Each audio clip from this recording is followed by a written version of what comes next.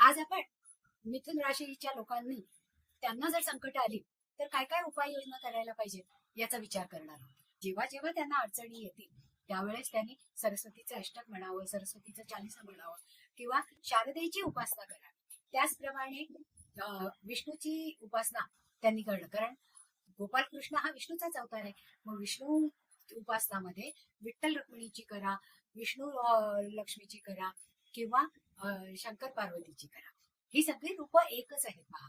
मग त्यांनी आपल्याला आलेल्या अडचणी या दूर करण्यासाठी किंवा राम सीतेची करा यांची उपासना करणं गरजेचं असतं. मग त्यांनी बीजमंत्र ओम बूम बुधाय नमः म्हणणं गरजेचं असतं.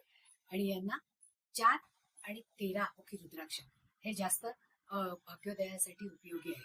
त्याचप्रमाणे त्यांनी तुळशीची उपासना करणं हे गरजेचं आहे. तुळशीचे झाड लावून ते वाढवायचं आणि ते जास्तीत जास्त प्रमाणामध्ये सगळ्या लोकांना दानही करायचं.